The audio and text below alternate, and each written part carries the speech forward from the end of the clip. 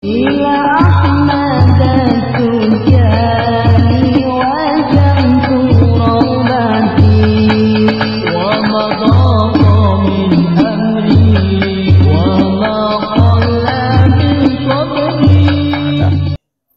Para ikhwan rahimakumullah, pada minggu yang lalu, pada malam Sabtu yang lalu kita memperingati haul guru kita Syekh Ahmad bin Muhammad At-Tijani radhiyallahu an, dan saya sudah menjelaskan beberapa poin dalam kehidupan Syekh, ya, baru sampai dengan kenapa Syekh mendapatkan nama Abul Abbas, yaitu nama di mana setelah ada orang yang memberi nama pada beliau 600 tahun sebelum lahir.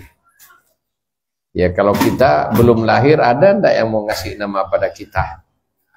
Ya, ini bukan tanggung-tanggung. 600 tahun sebelum lahir, Syekh sudah mempunyai nama. Walaupun nama tersebut adalah nama yang diberikan oleh orang karena kecintaan yang bersangkutan dengan Syekh radhiyallahu anhu, walaupun orangnya belum lahir. Kenapa? Karena datang ke alam rohani, dicari ruhnya Syekh, tidak ketemu. Kemudian baru tahu tanda-tandanya, sehingga dari situ dia memberi julukan pada Syekh dengan julukan Abul Abbas. Sehingga dari sinilah juga menjadi salah satu kesamaan, ya, kemiripan Syekh dengan datuknya Rasulullah sallallahu alaihi wasallam, di mana Rasulullah sudah beredar nama beliau dalam kitab Taurat, dalam kitab Zabur, dalam Injil, termasuk juga dalam Al-Qur'an. Ini diantara persamaan Syekh dengan Rasulullah sallallahu alaihi wasallam. Termasuk juga, ya, kesamaan Syekh dengan Rasulullah. Rasulullah, ya, dengan Syekh itu mempunyai kemiripan baik wajahnya maupun fisiknya. Cucu Rasulullah Al-Hasan mempunyai kemiripan pada wajah dan fisiknya mirip ayah beliau Sayyidina Ali karramallahu wajhah. Al-Husain wajahnya mirip Sayyidina Ali, badannya mirip Rasulullah. Tapi Syekh mewarisi keduanya sangat mirip, laksana pinang dibelah dua. Kemudian ikhwan juga bertanya kepada saya, apa itu qalbu Muhammadiyah? Ya kan? Ya, ini ya, moga-moga ya saya bisa menjelaskan dengan baik apa itu kolbu. Kolbu itu hati, ya kan? Ya, kolbu Muhammadiyah itu kolbunya atau hatinya Kanjeng Nabi Sallallahu Alaihi Wasallam. Ini adalah kondisi ibarat. Ya, Syekh itu kondisi dengan dikasihkan nama kolbu Muhammadiyah. Ya, dalam dakwah Islam itu laksana hati.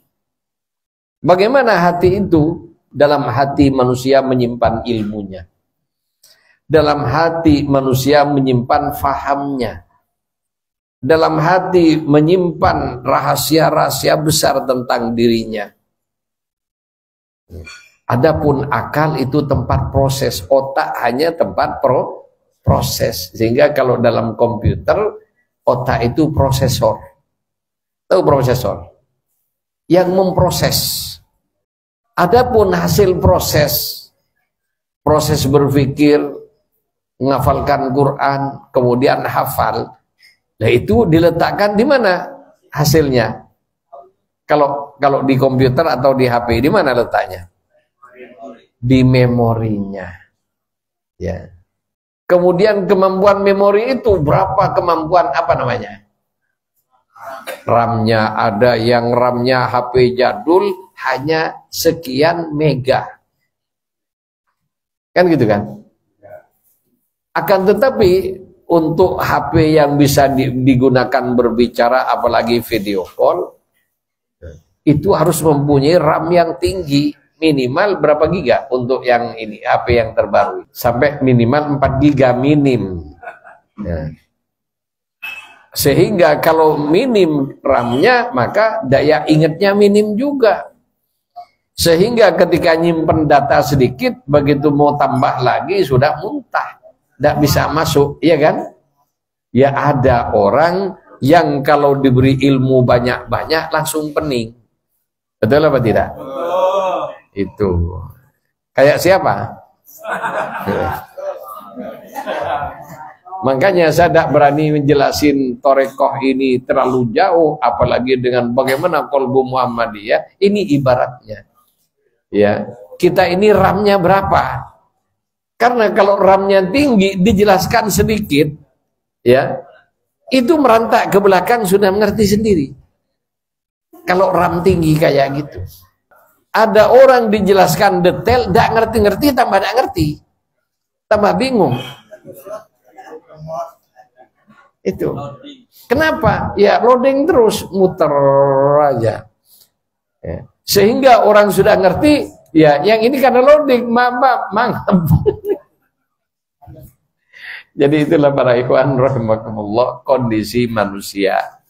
Makanya sudah Allah tampakkan ada makhluk yang bisa berpikir, ya, dengan kecepatan tinggi. Akan tetapi kalau orang itu diberi otak yang cerdas, ada anak ngitung kalian berapa, pembagian berapa, sekian disebut angkanya, dikalikan sekian kali sekian, langsung ketahuan. Lebih cepat daripada pakai kalkulator. Ada seperti itu. Itu. Ada baru suruh membagi sekian bagi sekian sudah mangap. Kenapa? RAM-nya kecil. Itu. Demikian guru kita Syekh Ahmad bin Muhammad At-Tijani radhiyallahu an adalah orang yang diciptakan oleh Allah dengan RAM yang sangat besar. Kenapa?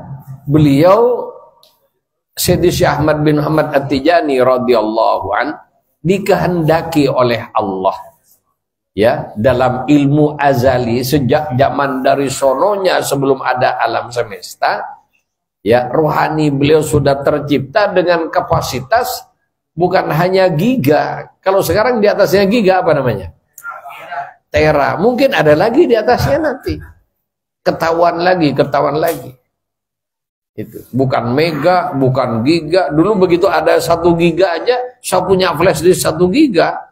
Masya Allah sudah kagum banget. Nyimpen sekian sudah cek langsung, cek masuk. Begitu ada flash disk yang 4 giga tambah. Sekarang sudah biasa flash disk sekian ratus giga. Bahkan ada yang tera. Jadi 1 tera berapa? 1000 giga. Ya 1000 giga gimana itu? Ya. Sehingga data berapapun banyaknya dimasukkan plek masuk, tersimpan. Tapi kalau RAM-nya kecil, data masuk begitu sudah penuh, ketolak sudah. Syekh Ahmad bin Muhammad At-Tijani radhiyallahu an adalah orang yang mempunyai memori yang sangat kuat dan sangat gede. Sehingga apa yang terjadi, ya, beliau dijadikan oleh Allah sebagai Al-Khatmul Aulia, ya, penutup para wali, sebagai imbangan dari Al-Khatmul Anbiya. Jadi kalau ada Al-Khatmul Anbiya wal Mursalin, ya, penutup para nabi dan rasul, di mana nabi dan rasul adalah pemimpin para nabi yang pernah diutus sebelumnya. Sehingga dari Nabi Adam sampai dengan Nabi Isa alaihi salam, ya, ilmunya mengambil dari Al-Khatmul Anbiya wal Mursalin.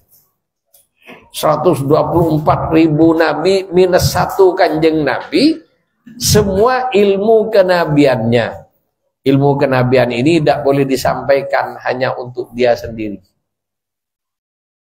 Bagi mereka yang dapat risalah atau ilmu kerasulan, maka harus berdakwah. Makanya Rasul pasti Nabi. Nabi belum tentu Rasul. 124.000 Nabi diberi ilmu oleh Allah, tapi untuk dirinya sendiri. Sehingga ada Nabi yang tidak dikenal.